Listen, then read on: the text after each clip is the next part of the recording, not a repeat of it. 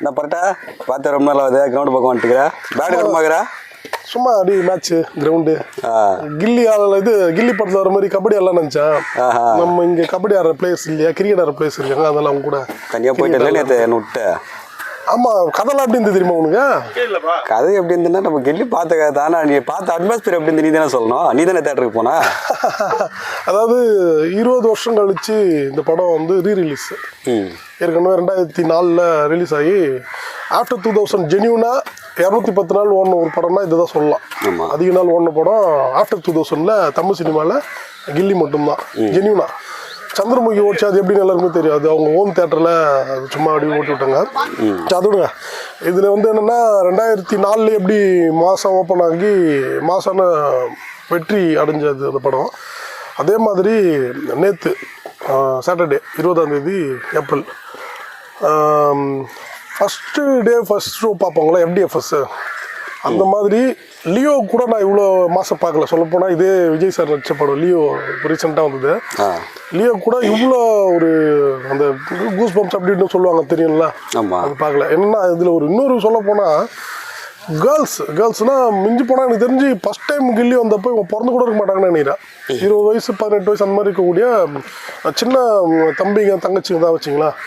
அவங்களாம் பார்த்தீங்கன்னா ஸ்க்ரீன் கிட்ட போயிட்டு பயங்கர டான்ஸிங், அதாவது செம்ம செலிப்ரேஷன். பாட்டு 5 பாட்டா 5 பாட்டுமே செலிப்ரேஷன். ஆமாம், ஹவுஸ்ஃபுல்லு. அம்பத்தூரில் வந்து ராக்கி ஹவுஸ்ஃபுல்லு, முருகன் ஹவுஸ்ஃபுல்லு. அதுவும் இந்த பெரிய ஸ்க்ரீன் இருக்க ஸ்க்ரீன் எல்லாமே ஹவுஸ்ஃபுல். இப்போ இன்னைக்கு சண்டேவும் ஹவுஸ்ஃபுல்லு. செம்ம ரெஸ்பான்ஸ் அப்போ. ஆமாம் ஆமாம் ஆமாம் ஆமாம். அதில் வந்து அவ்வளோ அந்த அதாவது கிளாப்ஸ் விசில் அடிப்பாங்க தெரியல. இப்போ ஃபஸ்ட்டு டே ஃபஸ்ட் ஷோ பார்த்தோன்னா அப்படி திரும்பினாலே அப்படின்வாங்க, அப்படின்னா அந்த மாதிரி கிட்டத்தட்ட ஒரு 60-70 கிளாப்ஸ் விசிலு பயங்கரம். இதில் வந்து ஃபஸ்ட்டு டைட்டில் அந்த சூர்யா மூவிஸ்னு போட ஆரம்பித்தாங்களா, அங்கே ஆரம்பிச்சது வணக்கம்னு அந்த பாட்டு முடிஞ்சிடும். அந்த கிரவுண்டில் விஜய் சாரும் த்ரிஷா சார் நின்று அந்த டைட்டில் பாட்டு முடிஞ்சிட்டு வணக்கம்னு இது எண்டுன்னு வரும்ல, அப்போ வரையும் கத்திட்டு இருந்தாங்க. ஸ்க்ரீன் எதனா மாற்றிருக்காங்களா? ஸ்க்ரீன் அது ஆல்ரெடி இருக்க பெரிய ஸ்க்ரீன் தானே, PLF ஃபார்மேட் அது பெரிய ஸ்க்ரீனு. ஓகே, அதுக்கு மேலே வந்து ஒரு அதை எதனா மாற்றி வழக்கமாக அந்த டிஸ்கோ லைட்டு அந்த கலர் லைட்ஸ் எல்லாம் அதெல்லாம் போட்டிருக்காங்க. அது நார்மலாக போடுறது தான் டிஸ்கோ லைட் போட்டிருக்காங்க. அந்த பெரிய அந்த ஒரு ஸ்க்ரீனுக்கு மேலே ஸ்க்ரீன் போடுவாங்கல்ல, மூடுவாங்கல்ல, அது க்ளோஸ் பண்ணியும் அங்கேயே ஆடிட்டு நிற்கிறாங்க. ஏப்பா படம் முடிஞ்சிச்சு போங்கப்பா அப்படின்னாலாம் திருப்பி 10 ஷோக்கு வருவேனே அப்படின்றானுங்க. வீடியோ குவாலிட்டி எதனா மாற்றி வச்சிருக்காங்களா ரீலீஸ்க்காக? இது வந்து என்னன்னா படத்தை வந்து அப்படியே ரிலீஸ் பண்ணிருக்காங்க. 2004 என்ன ரிலீஸ் ஆச்சோ எந்த எடிட் பண்ணல, எந்த டிஜிட்டலைஸ் ஏதாவது புதுசாக எதுவும் பண்ணல. அப்போ வந்து பார்த்தீங்கன்னா DTS மட்டும் தான் 5.1 DTS அந்த படத்தோட குவாலிட்டி. அதே DTSல பண்ணியிருக்காங்க. இது டால்பி அட்மாஸ்க்கு சப்போர்ட் ஆகலன்னு நினைக்கிறேன். ஸ்க்ரீன் சவுண்ட் மட்டும் தான் வருது, சரௌண்ட் எல்லாம் சவுண்டே வரல. ஆனால் பழைய DTS தேட்டரில் சரௌண்ட் சவுண்ட் எல்லாம் வந்தது அப்போ பார்க்கும்போது 20 வருஷம் முன்னாடி பார்க்கும்போது. இப்போ வெறும் ஸ்க்ரீன் சவுண்ட் மட்டும் தான். அதாவது டால்பி அட்மாஸ்ல சப்போர்ட் ஆகலன்னு நினைக்கிறேன், அது நமக்கு தெரியல. அதே மாதிரி பிக்சரும் பார்த்தீங்கன்னா அந்த ஓல்டு பிக்சர் தான். அடிஷனலாக எதுவும் இம்ப்ரூவ் எதுவும் பண்ணல. இவங்க எதுவுமே கையே வைக்கலங்க, படத்தை அப்படியே எடுத்து வச்சு ஒட்டியே திருப்பி கொடுத்துருக்காங்க தான் போடுங்கன்ட்டு. ஏன்னா அவங்களுக்கு நம்பிக்கை இல்லைன்னா தெரியல, இது வந்து பெருசாக கலெக்ஷன் வருமா, இதுக்கு போய் செலவு பண்ணலாமான்னாங்களான்னு தெரியல.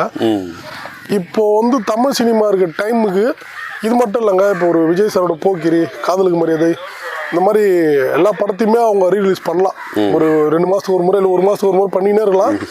இன்னும் அஜித் சாரோட படம் பண்ணலாம், ரஜினி சாரோட பண்ணலாம்.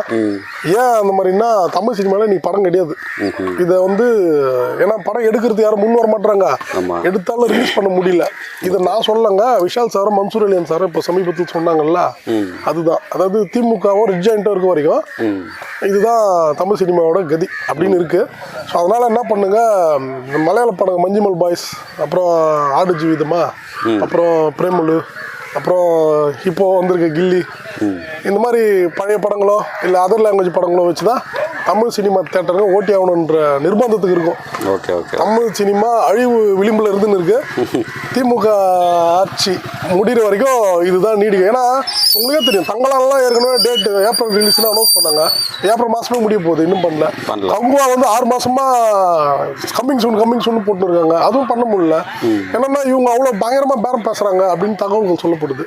அது மன்சூர் அலியான் சொன்னார் பாருங்க, டிஸ்ட்ரிபியூட்டர் இவங்க கையில், ப்ரொடியூசர் கவுன்சில் இவங்க கையில், நடிகர் கவுன்சில் எல்லாமே இவங்க கையில் இருக்குது. தியேட்டர் கவுன்சிலேருந்து எல்லாமே உங்ககிட்ட இருக்குது. அதனால வந்து ரொம்ப கஷ்டப்படுறோம். 5 கோடி உதயநிதி லாஸ்ட்னு பகிரங்கமாக பேட்டி கொடுத்தார் மன்சூர். அந்த மாதிரி ரெட் ஜாயிண்ட் உதயநிதி அவரால் வந்து நிறைய சினிமா துறை பாதிக்கப்படுது. இது இப்படியே நீடிச்சா தமிழ் சினிமா க்ளோஸ். ஏன்னா ஒரு காலத்தில் வந்து தென்னிந்தியா சினிமாவுக்கே, அதாவது கன்னடம், மலையாளம், தெலுங்கு, தமிழ் எல்லாத்துக்குமே வந்து ஹப்புன்னா மையம் கோடம்பாக்கம் தான் சொல்லுவாங்க, கோலிவுட்டுன்னுவாங்க. இங்கே எங்கெல்லாம் எல்லா சங்கமும் வந்து தென்னிந்திய நடிகர் சங்கம், தென்னிந்திய ப்ரொடியூசர் சங்கம் இப்படி தான் இருந்தது. இன்றைக்கி என்னென்னா மற்ற சினிமாலாம் டாப்பில் போயின்னு இருக்குது, தமிழ் சினிமா அழிவு விளிம்பு வந்துச்சு. ஏன்னா கோடம்பாக்கம் இன்றைக்கி கோபாலபுரத்துக்கிட்ட அடிமையாக இருக்குது. சரிங்களா? அதெல்லாம் விடுங்க, நம்ம மறுபடியும் கில்லிக்கே வருவோம். ஆடியன்ஸ்க்கு எல்லாமே திரும்பி போய் பாருங்கள். அதாவது தேட்டரில் ஒரு திருவிழா மாதிரி இருக்குது. விஜய் ஃபேன்ஸுக்கு வந்து வாழ்த்து சொல்லிக்கிறேன். நீங்களாம் திரும்ப ரிப்பீட்டே பார்ப்பீங்கன்னு நினைக்கிறேன். நல்லா ஓடணும். சரிங்களா? இந்த மாதிரி, ஏன்னா இது வந்து விஜய் ரசிகர் மட்டும் இல்லை, எனக்கு தெரிஞ்சு இந்த படத்தை அஜித் ரசிகர் கூட பார்த்துருப்பாங்க. தலை அஜித்தோட ரசிகர் கூட விரும்பி பார்த்துருப்பாங்க. ஆனால் அந்த டைம்லேயே இது வந்து நல்லா, இந்த படத்தில் நிறைய லாஜிக் மிஸ் இருக்கும் கதையில். எல்லாரும் தெரிஞ்ச கதை தான், அதனால இது வந்து கதை சொல்ல வேண்டியதில்லை. லாஜிக் மிஸ் நிறைய இருக்கும். ஆனால் அந்த லாஜிக் மிஸ்ஸை பற்றி நம்ம பேசுறதுக்குள்ள 5 கிளாப்ஸ் பண்ணுற மாதிரி சீன் வந்துடும். அடுத்து ஒரு 5 இடத்துல 6 இடத்துல கிளாப்ஸ் பண்ணுற மாதிரி சீன் வந்துட்டே இருக்கும். டக்குன்னு 2.25 மணி நேரம் படம். ஆனால் ஒரு 2 மணி நேரம் 1.5 மணி நேரத்தில் முடிஞ்ச மாதிரி தான் இருக்குது அந்த ஃபீலு. அது இன்னும் தேட்டரில் அவ்வளோ செலிப்ரேஷன் இருந்தாலும் அப்படி இருந்தது. நம்ம நார்மலாக பார்த்தாலே எப்படி இருக்குன்னு தெரியல உங்களுக்கு. ஸோ அதனால் எல்லாருமே ஃபேமிலியோட போய் பாருங்கள். ஆல்ரெடி டிவியில் பார்த்துன்னு விட்டுறாதீங்க, தேட்டரில் போய் பாருங்கள். நம்ம 20 வருஷம் முன்னாடி மிஸ் பண்ணவங்களா இப்போ பாருங்கள். அந்த டைமில் பிறக்காத உங்கள் குட்டி பசங்களாம் இருப்பாங்க பார்த்தீங்களா, அதாவது 18 வயசு 19 வயசு அந்த மாதிரிலாம், அவங்களெல்லாம் கூட இப்போ போய் பார்த்தா என்ஜாய் பண்ணுவாங்க. அவ்வளோ நல்லா இருக்குது. So all the best Vijay ஃபேன்ஸுக்கு வாழ்த்துக்கள். அடுத்த ரிவ்யூவில் மீட் பண்ணும். நன்றி.